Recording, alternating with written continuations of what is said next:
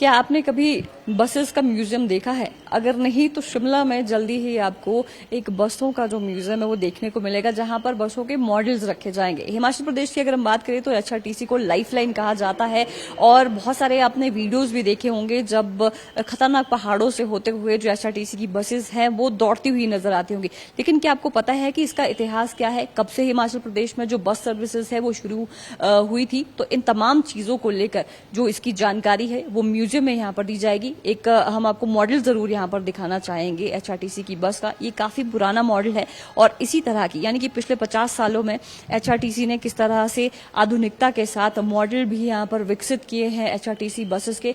इस तरह की चीजें और इससे संबंधित जानकारियां, इतिहास, अलग अलग समय में किस तरह के टिकट्स होते थे, रूट्स कहाँ से किस तरह से होते थे और इसके अलावा जो पुराने टूल्स थे बसेस के वो भी प्रदर्शित किए जाएंगे। और अब मैं आपको बताना चाहूंगी कि ये जो म्यूजियम है ये कहाँ बनने वाला है।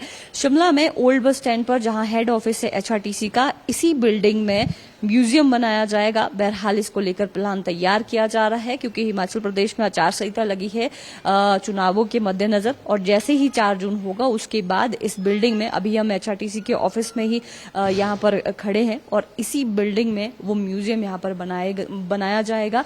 और इसके साथ स्थानीय लोग तो यहाँ पर आ ही सकते हैं और इसके अलावा जो ऐसे पर्यटक हैं जो रोचक तथ्यों को जानने के लिए और इतिहास की जानकारी के लिए काफी ज्यादा उत्सुक रहते हैं, उनके लिए भी एक अच्छी जगह रहने वाली है। तो 2 महीने बाद आप शिमला में यहाँ पर एक म्यूजियम देख पाएंगे जिसमें आपको एचआरटीसी से संबंधित तमाम जो जानकारी, इसके इतिहास से संबंधित जानकारी, किस तरह की टिकट प्रणाली होती थी, टूल्स किस तरह के इस्तेमाल किए जाते थे, उसके बारे में जानकारी मिलने वाली है। म्यूजियम में बेसिकली एचआरटीसी के जो 50 ईयर सेलिब्रेशन है उसका एक पार्ट है। बेसिकली हम ऐसा नहीं कि हम कोई अलग से कोई बिल्डिंग बना रहे हैं, ऐसा कुछ नहीं है। हम बस अपने ऑफिस के अंदर ही जो हमारी स्पेस है उसको थोड़ा बेटर यूटिलाइज करके जो भी हमारे ऑफिस में आते हैं पैसेंजर्स वगैरह, पैसेंजर्स आए या फिर हमारे ऑफिस के लोग आए, उन सब लोगों के लिए there is a walk through kind of experience.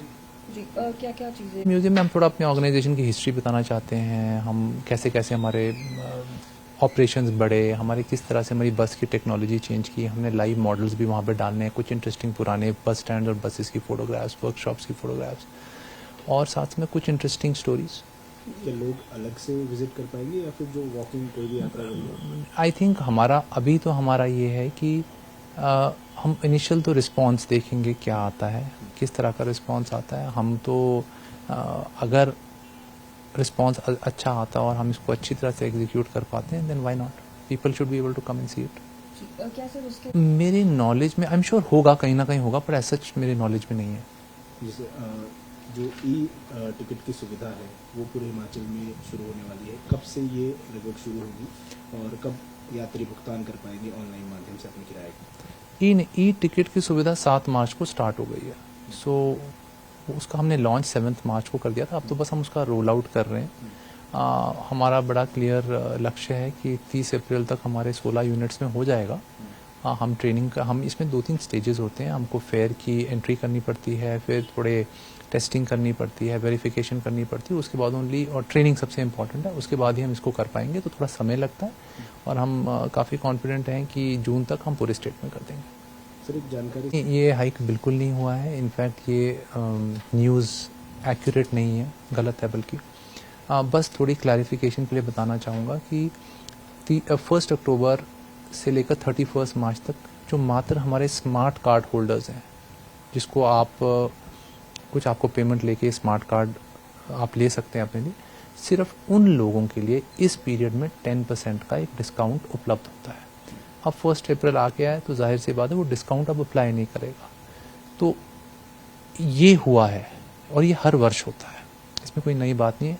परंतु ये कहना बहुत गलत होगा कि सब लोगों के लिए रेट बढ़ रहे हैं। रेट किसी के लिए नहीं बढ़ रहे, रेट जैसे थे वैसे ही है। शिमला से कैमरा पर्सन कार्तिक ठाकुर के साथ मैं रेशमा कश्यप, डेली पोस्ट पंजाब हरियाणा, हिमाचल।